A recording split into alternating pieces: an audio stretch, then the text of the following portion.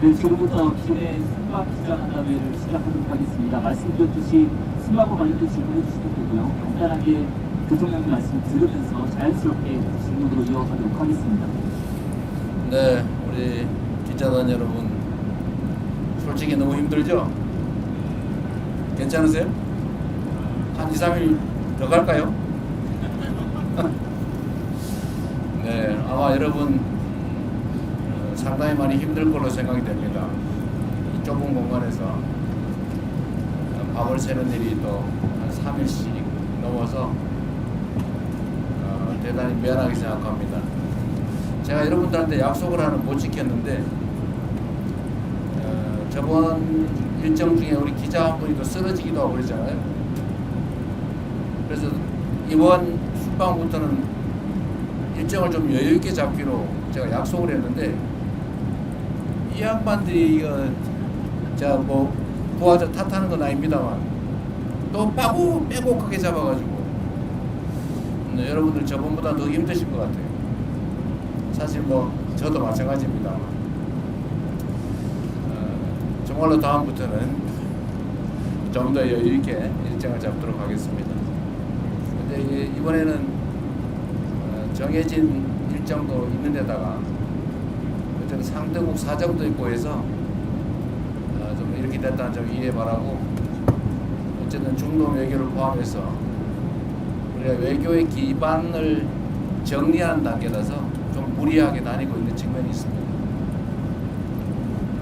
다음부터는 조금 행복한 순방이 되기를 기대하면서 여러분들의 궁금한 점에 대해서 말씀을 들어보도록 하겠습니다. 네, 손을 들고 질문 있으신 분들은 손을 들어주시기 바랍니다. 먼저 CBS 이준규 부장님부터 들어보겠습니다. 네, 대통령님 일주일 동안 성경 순방하시느라 고생 많으십니다. CBS 이준입니다. 전 이번 순방의 의미에 대해서 좀 더 듣고 싶은데요. 방금 간단하게 말씀해 주셨지만 이번 순방 크게 중동 3개국 그리고 G20이 정상회 두 가지로 나눠서 볼 수 있을 것 같습니다. 이 중에서 중국 3개국 순방에 대해서 좀 질문을 드리고 싶은데요. UAE 같은 경우는 강훈식 비서실장이 특사 활동을 하면서 어느 정도 정치작업을 됐었지만 이집트 튀르키예 같은 경우는 뭐 아이스브레이킹이나 라포 형성의 좀 느낌이 다소 강했다 이렇게 보여준 측면이 있습니다. UAE와 이집트 튀르키예 같은 경우는 전통적인 중동의 이제 강호 국가들인데 이번 순방을 이를 국가로 정하신 점이 이제 신정부가 중동 국가의 외교에 어떤 물꼬를 튼다 이렇게 좀 이해하면 되는지 이 부분에 설명해 주시면 감사하겠습니다. 뭐 굳이 더 추가 설명이 필요 없을 만큼 잘 이해하고 계신 것 같습니다. 잠깐 말씀드렸지만 우리가 이제 남아공은 G20 회의 때문에 뭐 당연히 가는 것이고, 근데 중동은 어쨌든 우리 외교의 한 중요한 축입니다. 그리고 이번에 방문하는 3개국은 역시 중동 지역의 핵심 국가죠. 그리고 대한민국과의 역사적 관계도 특별하고, 또 방위산업이라든지 또는 뭐 무역 투자 각종 분야 협력 분야에서 여러 가지 새로운 아이템들도 발굴하고 기존의 협력 관계도 좀 강화할 필요가 있어서 지금 기반을 단단하게 한다는 측면에서 핵심 국가 중심으로 지금 가고 있는 겁니다. 네, 또 질문 있으신 기자분들 문화일보 안희석 부장님. 대통령님 안녕하세요. 문화일보 안희석입니다. 오늘 저는 그 대통령께서 중국, 일본 총리 이제 각각 회동을 하셨습니다. 네. 근데 지금 이제 지금 여러 나라로부터 중국 경제에 대한 요구가 나오고 있고, 또 한편 무슨 문제? 중국 경제, 대중국 경제 중국 경제.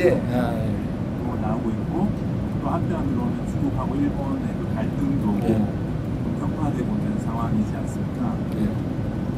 특히 이제 저희로서는 이 원전 건조 이슈까지 좀 얽혀 있어서 좀 복잡한 문제 같은데, 혹시 뭐 연내든 아니면 너무 멀지 않은 시점에 한중 정상회담이 성사된다면 대통령께서 어떤 스탠스를 갖고 보관하실지 좋겠습니다. 제가 뭐 미국 측에도 얘기하는 거고 중국 정부에도 명확하게 얘기한 거지만, 대한민국의 외교의 기본적 원칙은 한미 동맹을 근간으로 하되 중국과의 관계는 안정적으로 잘 관리한다라는 것입니다. 그 근본은 국익 중심의 실용 외교라고 할 수 있을 겁니다. 그리고 그 중 핵심은 역시 또 대한민국의 군사 안보 각 영역에서 자율성을 확대하는 것입니다. 전시작전 지휘권을 회복하는 문제도 그렇고 핵 추진 잠수함 건조를 하는 문제도 그렇고 중국과의 경제 협력 또는 민간 교류 확대도 대한민국 국익에 부합하기 때문에 당연히 해야 될 일입니다. 한미 간의 동맹에 기초한 그야말로 기존의 군사 동맹에서 예를 들면 앞으로는 경제 동맹, 첨단 기술 동맹으로까지 복합 동맹으로 발전시켜야 되는데 이 두 가지는 결코 양립 불가능한 것이 아니다라고 생각됩니다.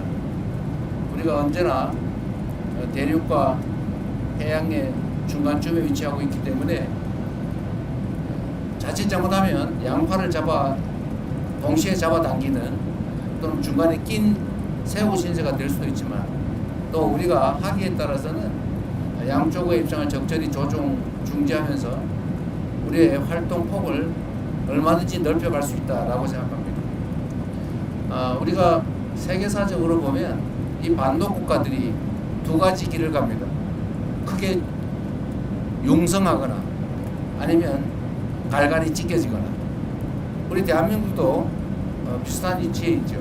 지금 우리는 이 격변한 국제 질서 속에서 우리가 하기에 따라서 우리가 힘을 축적하고 주체적으로 잘 판단하고 자율성을 극대화하고 그리고 국익 중심으로 힘들 때 잘 견뎌내고 또 양쪽의 입장을 잘 활용하면 우리의 외교 지평이 오히려 확 넓어질 수도 있다라고 생각됩니다. 또 이번 새 정부는 그런 길을 향해서 계속 가고 있습니다. 중국의 견제 문제는 서방 국가들 입장에서는 그중에 특히 미국 입장에서는 중국을 적절하게 견제하고 싶어 하죠. 또 한편으로는 견제하면서도 또 한편으로는 협력할 분야를 찾아서 적극적으로 협력을 하고 있는 게 또 현실입니다. 국가와 국가 간의 관계는 원래 그런 것이죠. 국가와 국가 간의 관계를 일도 양단식으로 올로와 나식, 전부 아니면 전무 이런 식으로 접근하면 결국은 남는 게 하나도 없죠. 중일 갈등 문제에 대해서는 중국과 일본이 지금 일본 총리의 발언을 놓고 상당히 크게 갈등이 이어지고 있긴 하지만 대한민국 입장에서 현재 상황을 냉철하게 지켜보고 대한민국 국익이 훼손되지 않도록 대한민국 국익이 극대화될 수 있도록 최선을 다해야 되지 않을까 싶습니다. 그래서 오늘 약간 무리하긴 했는데 중국 총리하고 면담도 하고 또 거기에 맞춰서 일본 측에도 특별히 요청해서 일본 측과 균형을 맞춰서 또 정상회담도 간략하게 했습니다. 그 두 정상회담 과정에서 대한민국이 가지고 있는 기본적 입장을 충실하게 잘 설명했고 국회가 발생하지 않도록 잘 협의해서 지금 대한민국 입장에서는 거기에 어떤 위협 요인이 생기거나 또는 갈등 요소가 추가되거나 그러지는 않다는 말씀을 드립니다. 네, 질문을 또 받도록 하겠습니다. 이번에는 한국일보의 이석태 기자입니다. 예, 대통령님 안녕하십니까? 저 한국일보 이석태 기자입니다. 대통령께서 이제 그 외국 순방을 다니시다 보면은 국력 신장이 필요하다라는 말씀을 많이 해주시는데요. 이제 얼마 전에 국가 경쟁력을 높이기 위해서 6대 핵심 과제 개혁 필요성을 말씀하신 적이 있습니다. 네. 이제 다른 나라 사례나 전례에 비춰보면 6가지 중에서도 노동과 연금 분야 개혁 과제가 상당하게 저항이 좀 예상되고 있는데요. 그 노동개혁 분야에서 고용시장 유연화 과제가 담기는지 그 연금 개혁의 목표는 어느 쪽으로 설정하고 계신지 궁금합니다. 일단 순방과 관련된 질문에 한해서 답변을 드리는 것으로 하겠습니다. 네. 이 문제는 우리가 순방을 하면서 각국이 가지고 있는 특장점들을 잘 살피고 또 우리가 배울 수 있는 건 배우고 협력할 수 있는 건 협력한다 라는 그런 정도 말씀으로 대체하도록 하겠습니다. 네, 뭐 제가 잘 안 보였습니다. KBS 손수환 기자님 한번 주시겠어요? KBS 손수환 기자님. 네, 대통령님 고생 많으셨습니다. 이번 그 G20 정상회의를 통해서 굉장히 여러 정상들을 뭐 짧게지만 많이 만나셨잖아요. 이제 우리나라에 좀 기대하는 역할이 좀 뭐라고 생각하셨는지 정상들 만나면서 여쭤보고 싶고요. 또 특히 기억 남는 정상이라든지 에피소드 있으시면 설명 부탁드리겠습니다. 네, 원래 이게 다자 협상의 장이라고 하는 것은 우리 외교부 장관이 그러셨던가 안보실장이 그러셨던가 그야말로 장이 서는 거라고. 양자 협상의 장이기도 하죠. 우리가 만날 기회가 있으면 사실 정상끼리의 회담이라고 하는 게 그리 쉽지가 않습니다. 상대국을 방문하지 않는 한 정말 특별한 계획이 없으면 만나기조차 어려운데 이렇게 다자회의 기회가 생기면 그 틈틈이 이제 양자회담을 하고 또 양자회담 전에 실무협의도 미리 해서 일정한 의제로 좁히고 정상회담을 통해서 필요한 합의를 끌어낼 수 있습니다. 제가 취임한 지 얼마 안 돼서 뭐 처음 보는 분들도 계시고 해서 어렵긴 하지만 정상들과의 접촉면을 넓히고 또 정상들과의 라포도 형성하고 좋은 감정들을 유지하면 아무래도 대한민국에 좀 더 나은 의사결정이 가능하다 생각이 됩니다. 뭐 사람이란 게 다 그러지 않습니까? 제가 오늘 낮에 다카이치 일본 총리한테도 똑같은 얘기를 했는데 국가 간의 관계나 개인 사람 간의 관계는 다를 바가 없다. 결국은 서로 좋은 측면을 보려고 노력하고 좀 어려운 껄끄러운 측면들이 있으면 잘 관리하고 그 부분을 최소화하면서 사람 관계를 잘 만들면 좋지 않냐. 어떻게 사람이 완벽한 존재일 수가 있겠느냐. 국가 간의 관계도 마찬가지다. 이렇게 말씀드렸습니다. 저는 그래서 이런 다자회의 공간이 생기면 최대한 많은 정상들을 가볍게 또는 심각하게 많이 만나려고 하죠. 이번에도 꽤 많이 만난 것 같습니다. 언론인 여러분들한테 공지하지 않은 얘기들도 많죠, 사실. 잠깐씩 한 5분씩, 10분씩 화장실 갔다 오면서도 얘기하고. 근데 모든 정상들이 사실은 똑같습니다. 각각의 국가를 대표하고 나오는 분들이라서 자기들도 정상들 간의 대화를 최대한 많이 하고 뭔가를 끌어내야 되기 때문에 다 적극적이에요. 뭐 나만 그래서 좀 이상한 사람이 아니고 모두가 다 열려 있습니다. 그래서 그 기회를 잘 활용하면 얼마든지 정상들 간에 짧지만 밀도 있는 대화가 가능하다. 제가 몇 차례 국제회의를 가면서 느낀 겁니다. 그리고 가능하면 인간적 공감을 얻어내기 위해서 많이 노력하죠. 제가 사실은 좀 장난기가 많아가지고 그러긴 한데 외국 정상들도 사실 똑같습니다. 그러한 사람들이어서 그들의 인생이나 또는 삶의 역정이나 뭐 정치적 경험이나 이런 것들을 제가 발굴해가지고 얘기해주면 좋아하죠.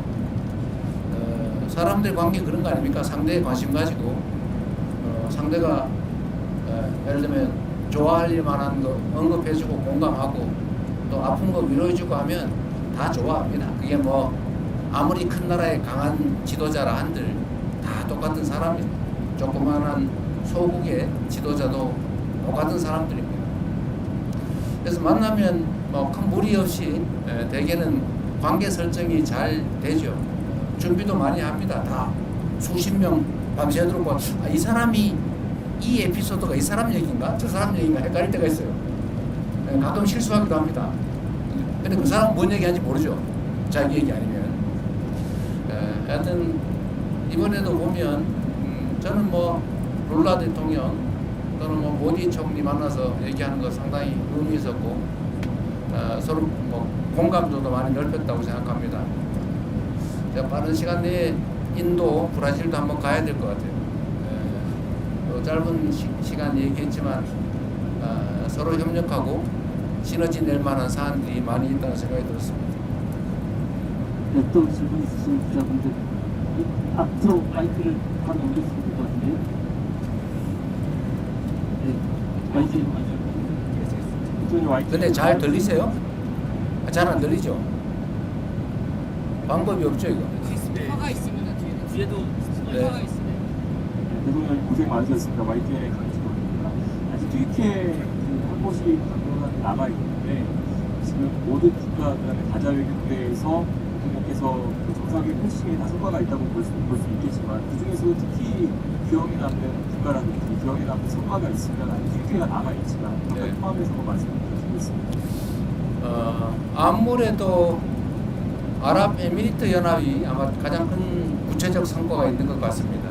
거기는 사전에 비서실장이 특사로 가서 협업할 수 있는 분야들도 많이 정리했고 또 구체적 사업도 다 발굴을 했기 때문에 아주 구체적이고 실질적인 큰 성과가 난 것 같습니다. 사실 이집트는 이집트 대통령께서도 그렇고 우리 실무진들도 크게 기대를 안 했던 것 같아요. 그런데 제가 RCC 대통령하고 예정에 넘게 거의 예정 시간 2배 가까이 대화를 했는데 마지막에 얘기를 들어보면 한국과 이집트 간의 그 협력에 대해서 매우 구체적인 좋은 제안들을 많이 해주셨어요.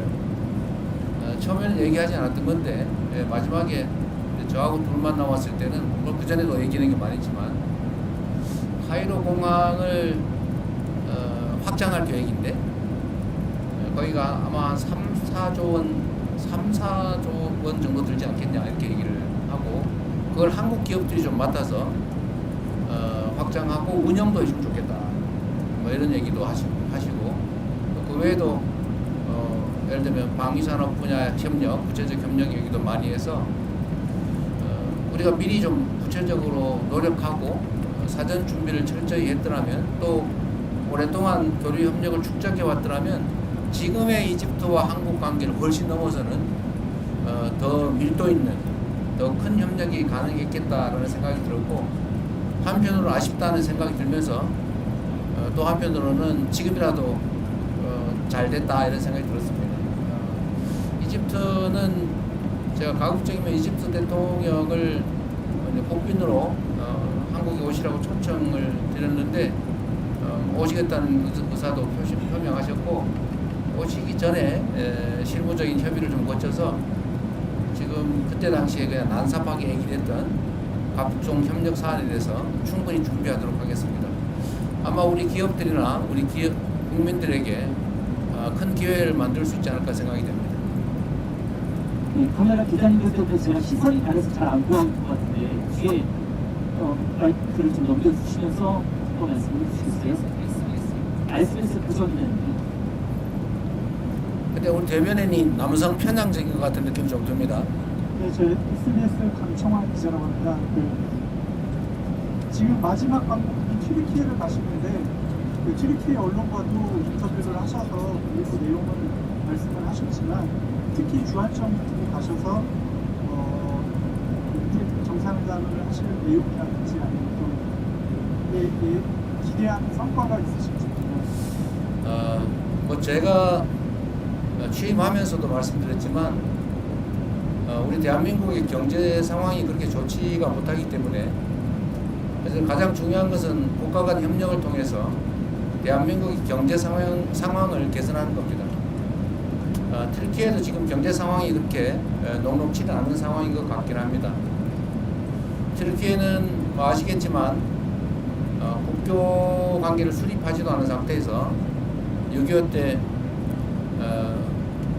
병력 규모로 사위를 이를 만큼 대규모 병력을 파병해서 대한민국을 도와준 나라입니다. 형제 국가라고 또 그 중에서도 피를 나는 형제 국가라고 부르는 이유가 있죠. 튀르키예도 방위산업 분야, 국방 분야에 워낙 관심이 많고 또 대한민국도 강점을 가진 분야가 방위산업 분야인데 이 부분에 대한 협력도 가능할 것이고 또 튀르키예는 이제 문화 관광 산업이 상당히 발전한 나라이기도 합니다. 또 대한민국도 앞으로 문화 콘텐츠 분야에 투자를 많이 할 생각이기 때문에 이런 문화 관광 분야에 대한 협업도 가능할 것으로 생각되고 그 외에 일반적인 원자력 발전 문제라든지 정말 할 수 있는 일은 얼마든지 있다는 생각이 듭니다. 제가 외교부 장관한테도 또 안보실장한테도 말씀을 드리는데 앞으로 외교 분야에 대해서 우리가 좀 더 체계적으로 정비하고 더 많이 투자해야 된다 이런 말씀을 드렸어요. 우리는 이제 소위 통상국가인데 지금 제가 해외 순방을 다녀보면서 느낀 거는 대한민국의 대외관계 관리가 매우 분절적이라는 생각이 듭니다. 따로따로 나눠져 있어요. 교육부는 대학하고 또는 뭐 기재부는 뭐하고 또는 뭐 농림축산부는 농업 관련 사업을 하는데 뭘 하는지도 모르고 코트라는 또 코트라대로 하고 뭐 따로 다 놀고 있어요. 이제 이렇게 해서는 안 되겠다. 좀 체계적으로 종합적으로 외교 분야를 정리하고 좀 더 타국과의 이런 협력을 좀 더 구체적으로 좀 더 세밀하게 관리해야 된다는 생각이 듭니다. 공정하게 하기 위해서 좌석을 반대편 쪽으로 변경하지 마이크 드리겠습니다. 진실문 김현선입니다. G20에서 말씀하신 내용 보면 다자주의 얘기 많이 하시고 무역체제 관련해서 예측 가능성 얘기하시면서 WTO 기능보건을 주장하셨는데 지금 트럼프 미국 행정부는 WTO 체제 정식을 선언을 했었잖아요. 그래서 그런 상황에서 WTO 기능 회복을 말씀하신 어떤 배경이나 이유 같은 게 있으시면 짚어주시면 좋을 것 같습니다. WTO 중심의 다자주의 체제 회복이라면 좀 심하고 완전히 깨진 건 아니니까요. 다자주의가 상당 정도 훼손되고 있는데 이 다자주의를 좀 훼손되지 않게 해야 된다는 점에 대해서는 우리 대한민국뿐만이 아니라 거의 특정 국가를 제외한 거의 대부분의 국가가 동의하는 바입니다.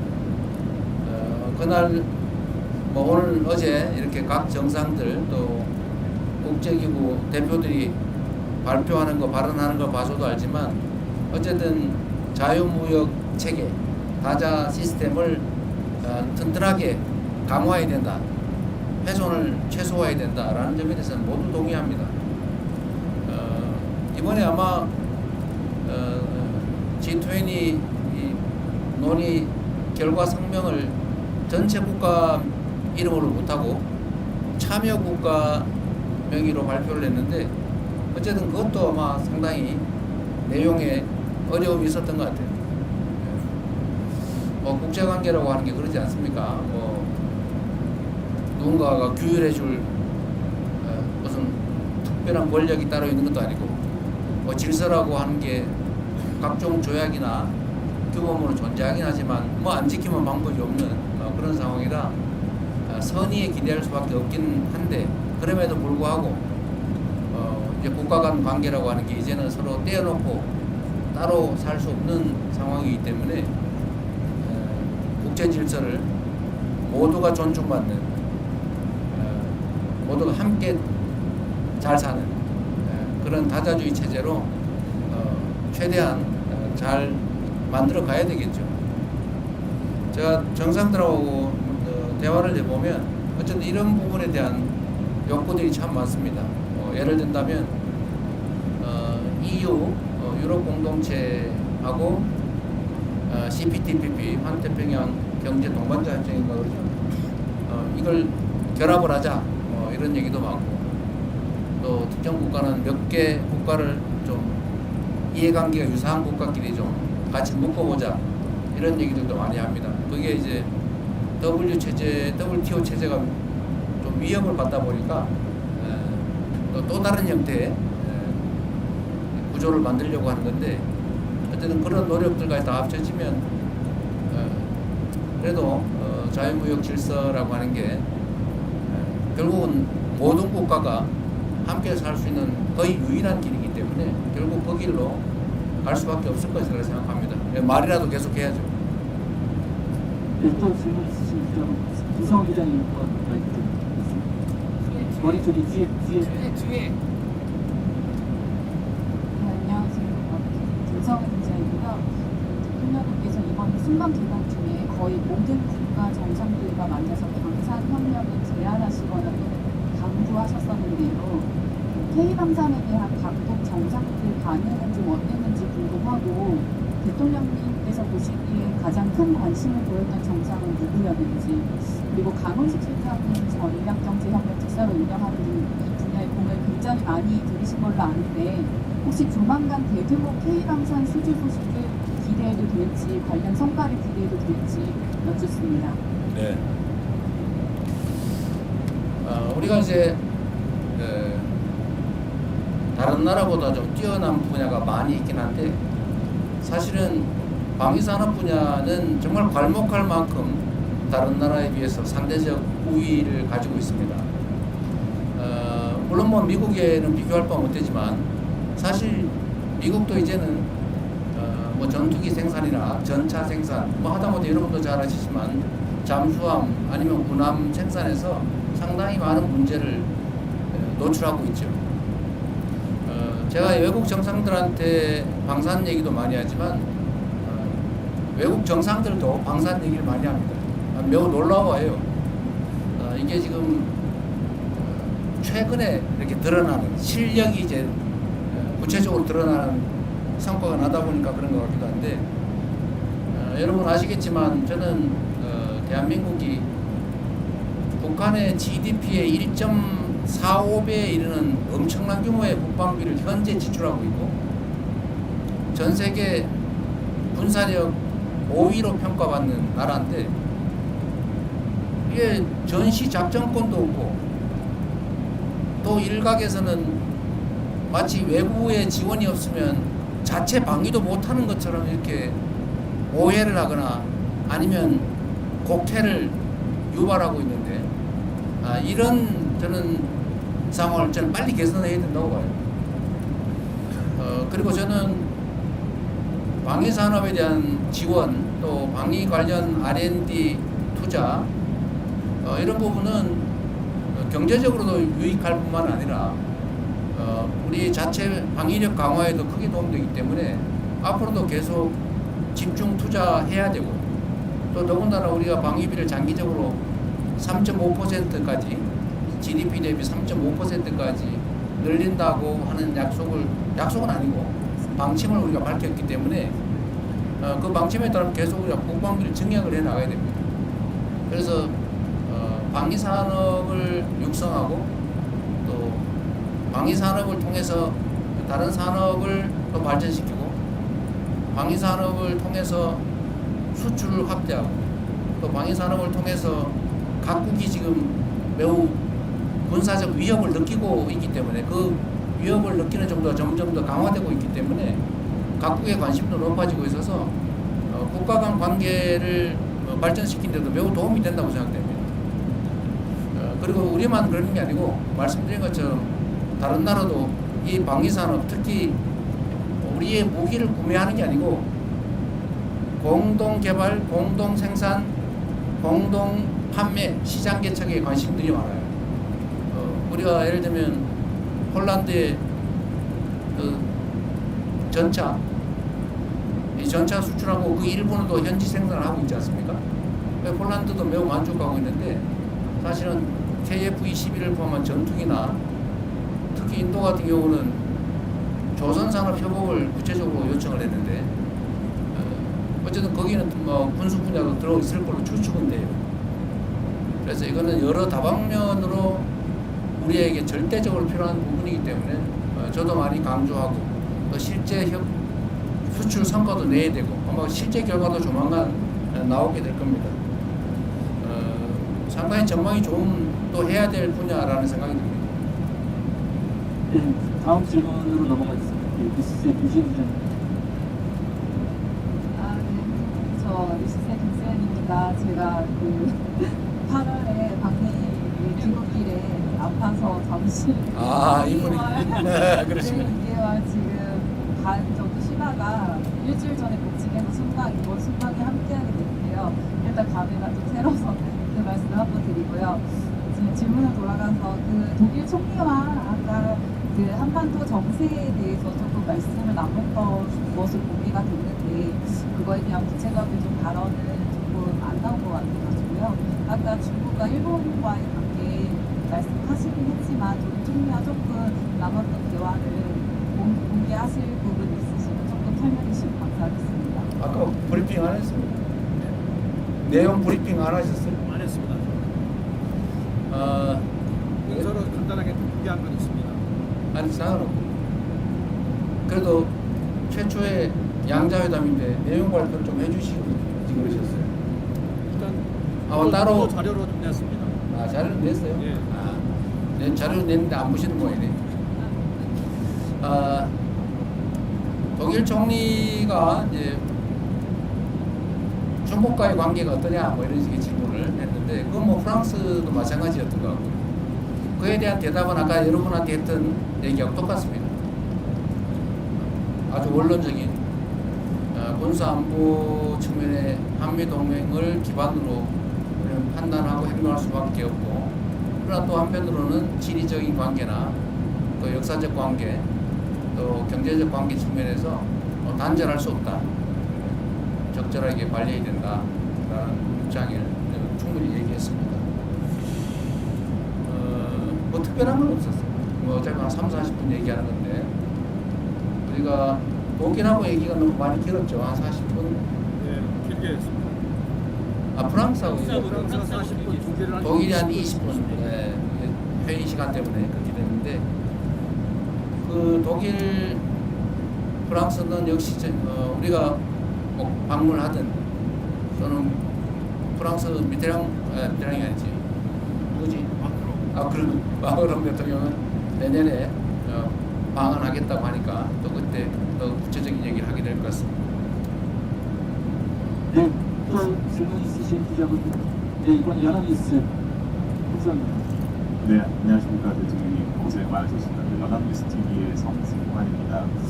그 남아공 주식을 오시기 전에 경주 에이펙을 저희가 주인으로서 손님들을 맞았었는데 이번에 손님으로 한번 모셨고 3년 뒤에는 저희가 다시 주의식을 해서 맞이해야 되잖아요. 어떤 좀 이거는 좀 신경 많이 써야겠다. 왜냐면 더 많은 국가들이 올 테니까 이런 거좀 신경이 느껴지는 것 같아요. 마이크를 잘 정비해야 되겠다는 생각이 들었습니다. 마이크가 계속 말썽이 되군요. 우리가 장소는 정해지지 않은 거죠. 아직 안 정해졌습니다. 아직 이제 어디 대한민국에서 개최하는 건 정해졌는데 대한민국의 어디에서는 아직 미정 상태라서 그에 맞춰서 준비는 철저하게 잘 해야 되겠습니다. 에이펙은 김민석 총리께서 워낙 잘 챙겨서 특별히 문제가 없었던 것 같은데 다음 회의도 잘 준비해야 되겠다는 생각이 듭니다. 이게 국제회의는 어쨌든 전 세계 언론들이 다 지켜보는 상태인데 세밀하게 준비를 잘 안 하면 좀 국격에 의심을 받을 수도 있겠다 그런 생각이 좀 들긴 합니다. 충분히 투자할 만한 일이라는 생각이 듭니다. 네, 또 한국경제 문제부터. 대통령 안녕하십니까. 한국경제신문 한재영입니다. 그 모디 총리가 조선업 협력을 얘기를 하면서 소다자 협력이라는 용어를 사용했던 걸로 알고 있는데 그게 구체적으로 어떤 협력 모델을 제시한 것이고 거기에 대해서 대통령께서는 어떤 판단을 좀 하셨는지 궁금합니다.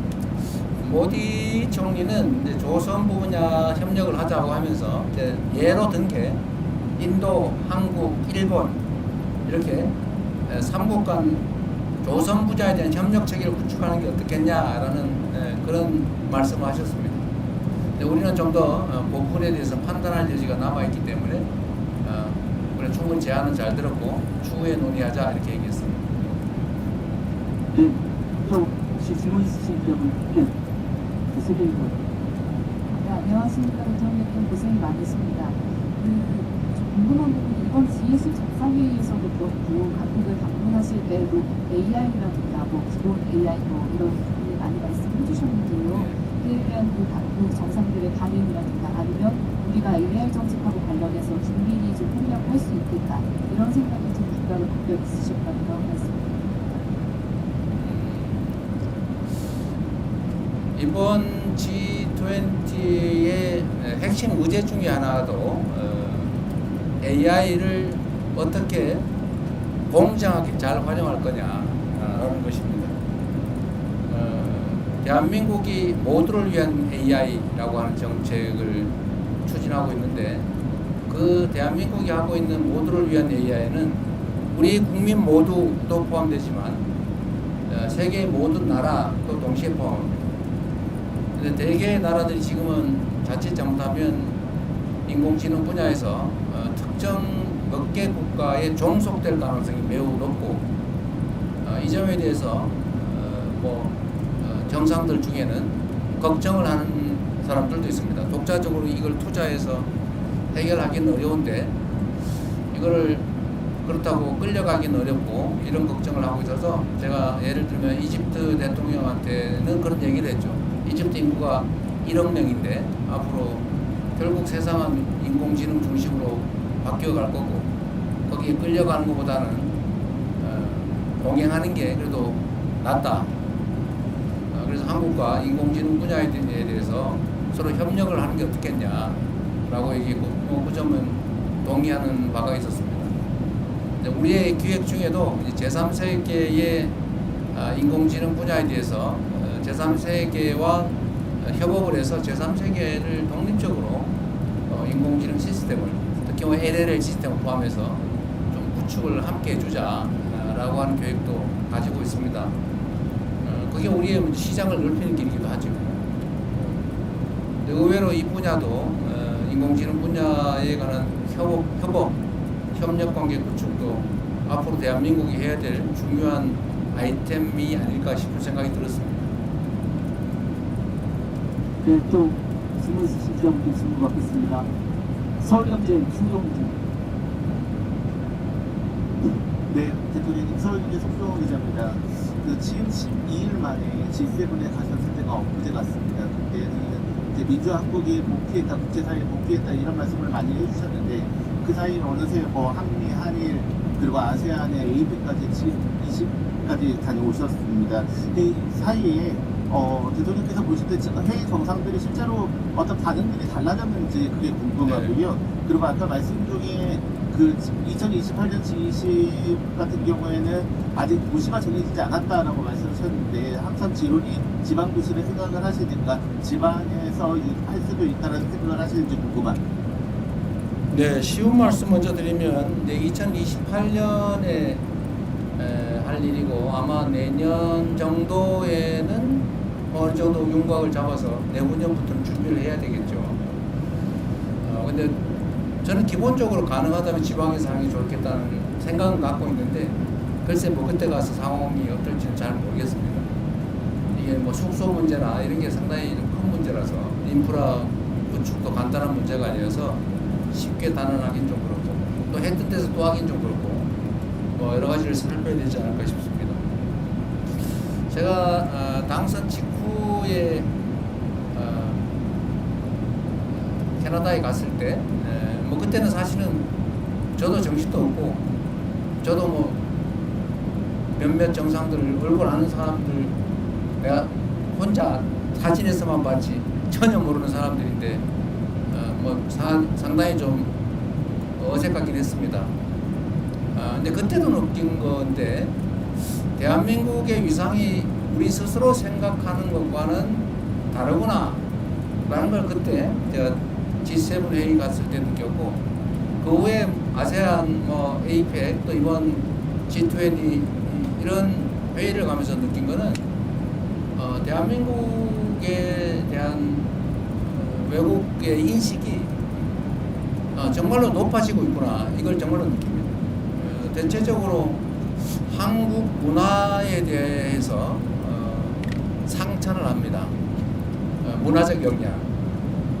그리고 이 얘기는 잘 안 하는데 이제 말 속에 숨어 있는 것들이죠. 정치적 얘기니까 계엄 얘기나 계엄 극복에 대한 얘기는 잘 안 해요. 잘 안 하는데 사실은 그 얘기가 포함되어 있다고 느껴집니다. 놀랍다. 이런. 그래서 우리 국민들께서도 우리가 가진 국제적 위상, 대한민국 국민의 저력 이런 거에 대해서 좀 정말 자부심 가져도 되겠다 그런 생각이 들고, 또 이 저력을 기반으로 우리가 국내에서만 우리끼리 아웅다웅 하는 걸 넘어서서 좀 세계로 나아가면 좋겠다는 생각이 들었습니다. 충분히 길을 열어갈 수 있겠다.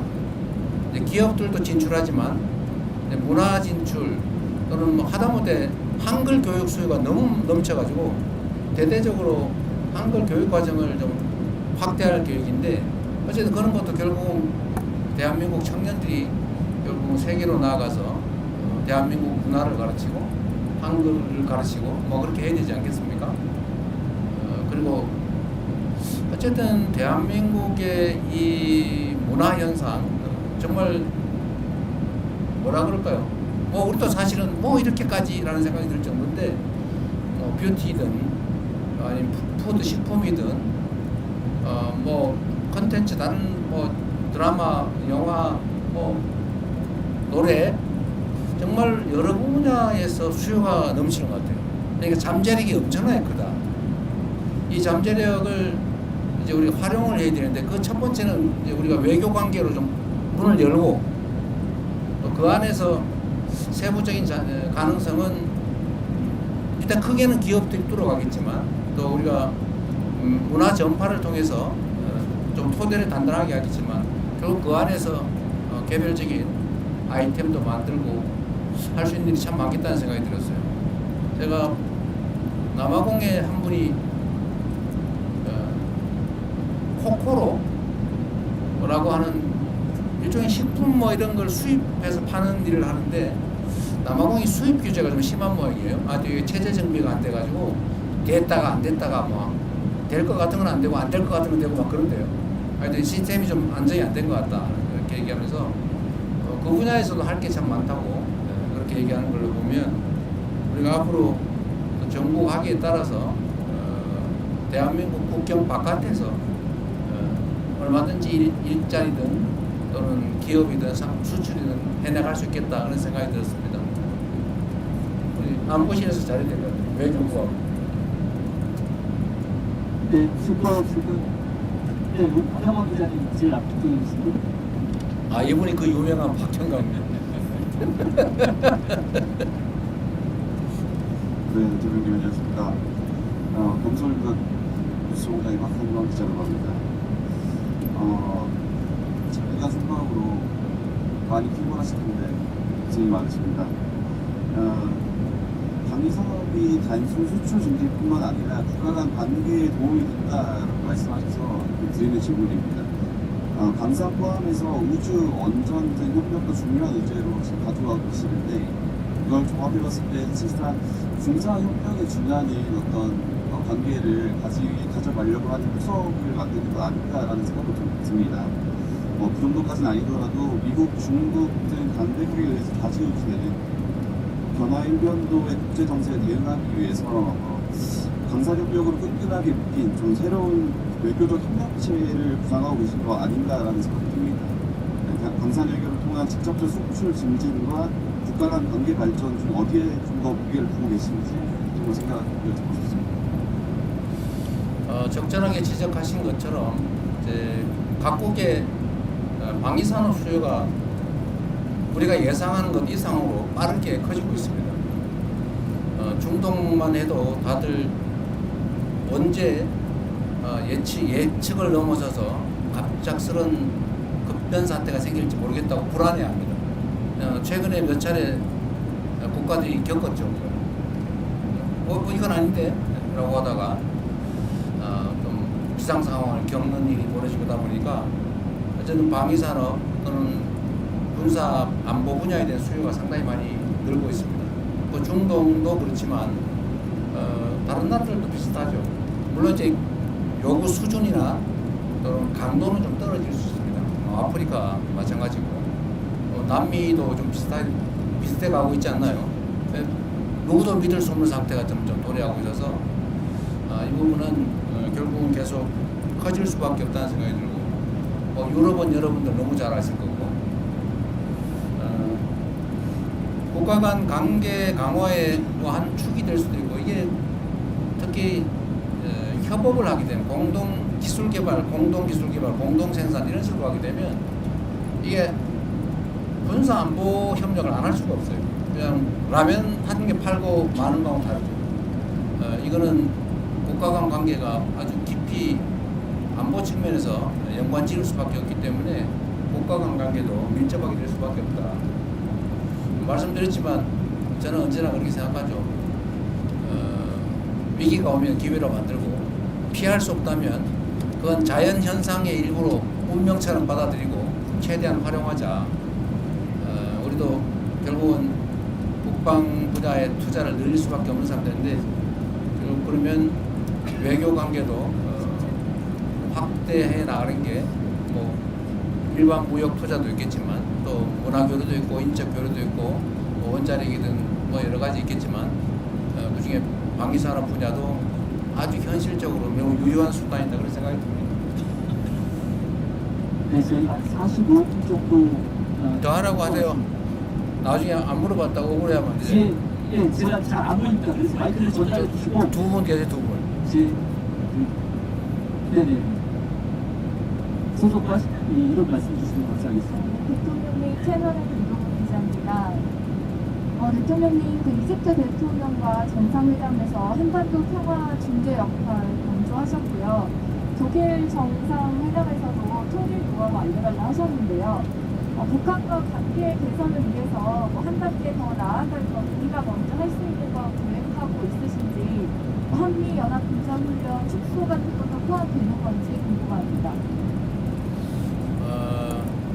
어쨌든 북한이 가장 예민해하는 것이 이제 한미 연합 군사훈련인데 그 부분에 대해서 우리가 선제적으로 훈련 규모를 축소하거나 뭐 연기하거나 뭐 이런 것들을 검토하자는 주장도 일부에서 있습니다. 또 한편으로는 그게 만약에 남북 간의 평화 체제가 확고하게 구축이 되면 뭐 안 하는 게 바람직하겠죠. 그러나 이게 어떤 게 먼저냐라는 것은 그때 상황에 따라서 이게 지렛대가 될 수도 있고 결과가 될 수도 있죠. 지금은 당장 말하기는 어렵습니다. 그러나 길게 보면 대한민국의 방위는 대한민국 스스로 책임지고 또 가급적 군사훈련을 하지 않아도 되는 그야말로 말씀드린 것처럼 싸우지 않아도 되는 싸울 필요가 없는 평화체제를 확고하게 구축하면 뭐 그때 되면 이런 트럼프 대통령이 별로 안 좋아하는 돈 드는 합동군사훈련 이런 거 안 해도 되지 않습니까? 그러나 지금 단계에서는 뭐 쉽게 얘기할 수 없는 부분이죠. 그래서 이거는 상황과 조건에 따라서 얘기할 것이 지금 미리 어떤 방향으로 예단하기는 어렵다. 그렇게 생각이 됩니다. 네, 그 뒤에 매일경제 오세훈. 예, 안녕하세요. 매일경제 오세훈입니다.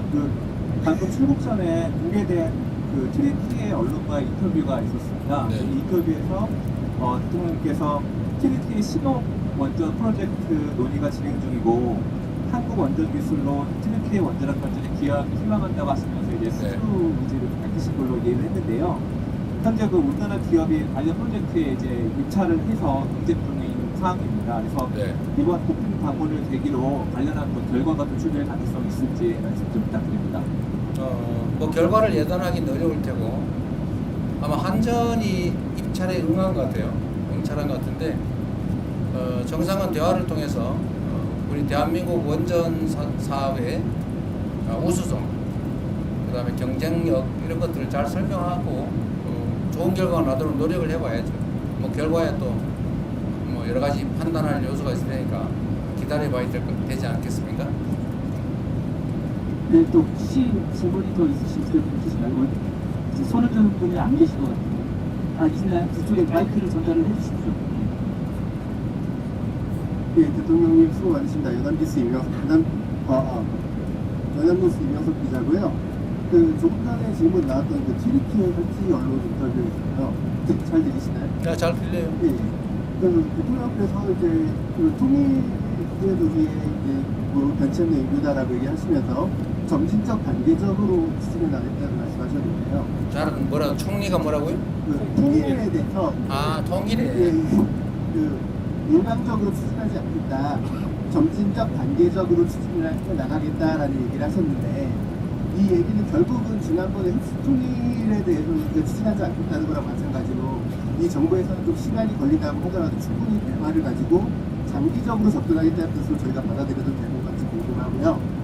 그리고 같은 맥락에서 지난번 인트 때 북미 정상간 대화가 아쉽게도 좀 무산이 됐는데 혹시 다음 모멘텀으로 이 통일 문제를 진전시킬 수 있는 다음 외교적 모멘텀이 뭐가 있을지 생각하시는 분이 있으면 설명해 주시면 감사하겠습니다. 네. 남북 관계는 참으로 안타깝게도 매우 적대적이고 대결적 양상으로 바뀌었습니다. 아주 초보적인 신뢰조차도 없어서 아주 극단적인 발언 또 극단적인 행동을 보여주고 있습니다. 북한 측이. 아시겠지만 지금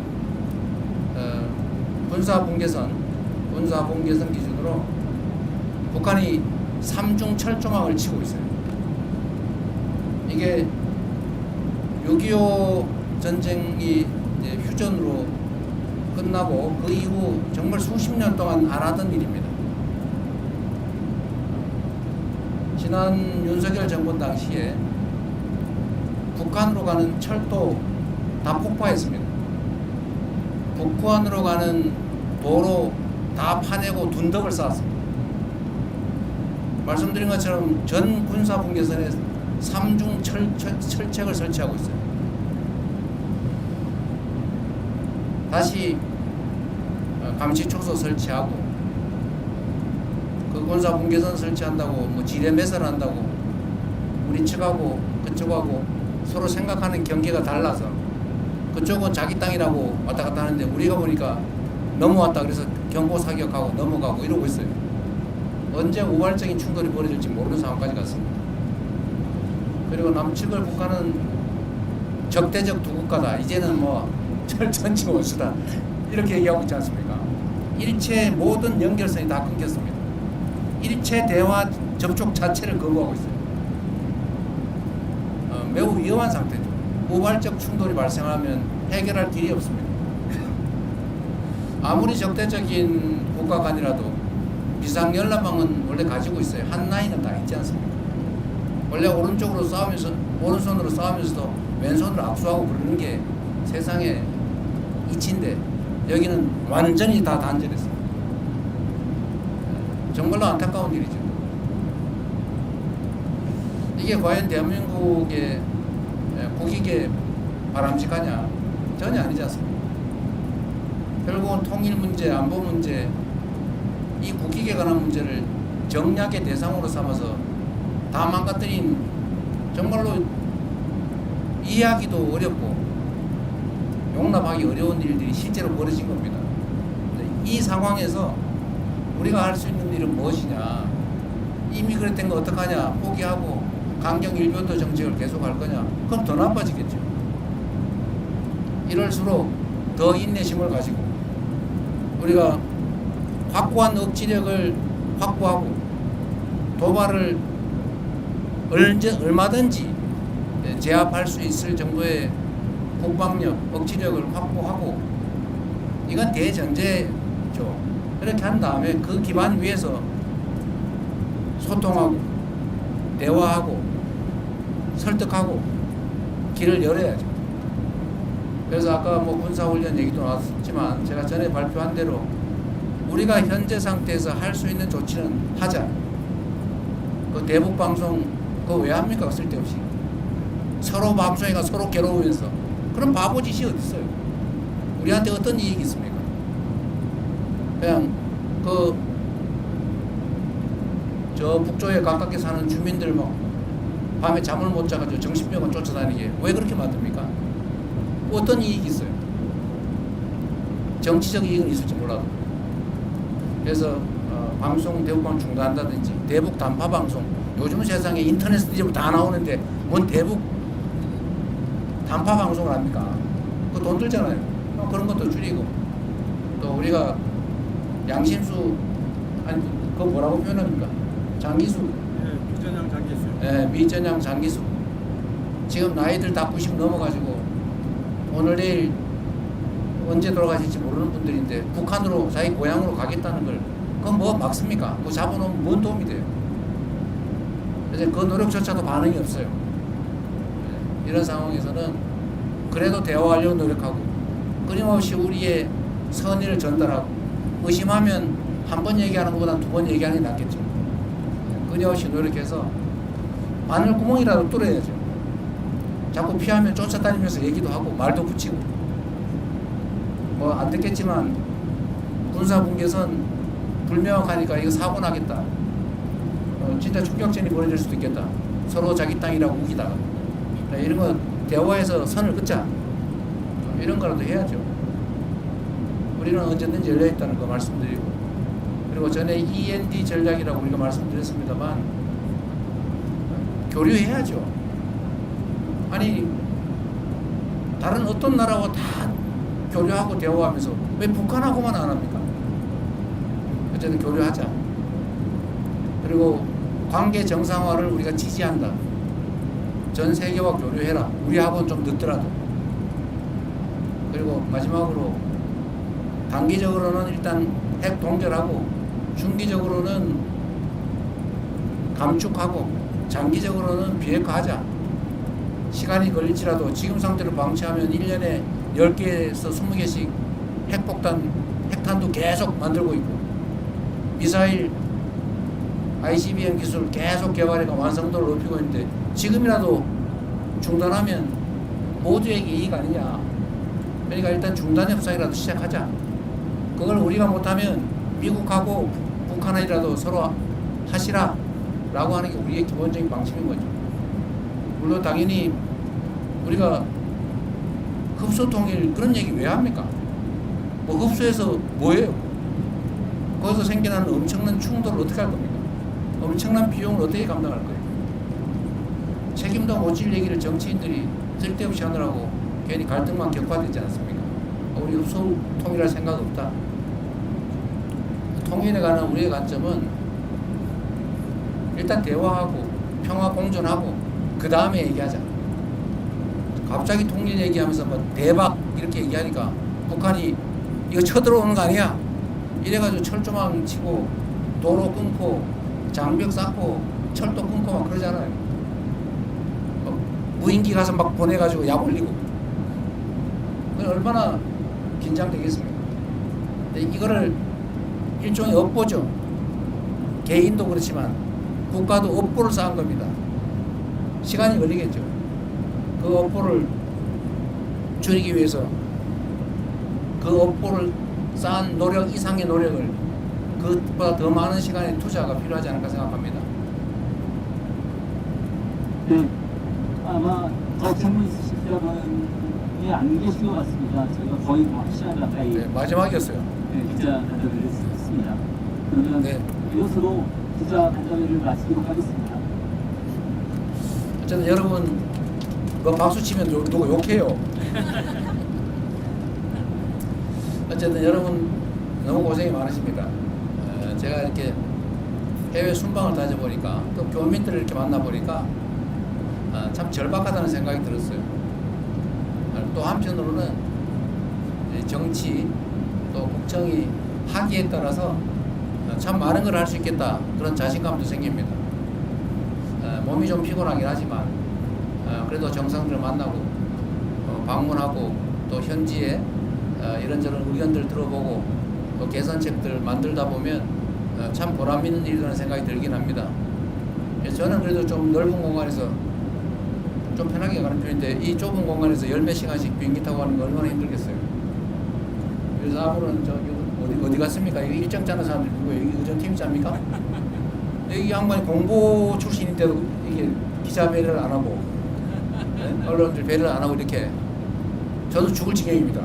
무슨 일정을 이렇게 정상 외교 순방 일정을 이런 식으로 어디 이집트 가면 박물관이라도 한번 가봐야지 세상에. 네? 하루 종일 뺑뺑이 돌리다가 바로 다른 나라 그것도 밤에 출발해가지고 새벽에 도착해 또 뺑뺑이 돌리고 좀 반성하세요. 저를 위해서가 아니고 우리 언론인들 생각해서 또 쓰러지면 어떡할 겁니까? 이번에는 더 힘든 것 같은 제목입니다. 몸 관리 잘 하십시오. 자, 고맙습니다.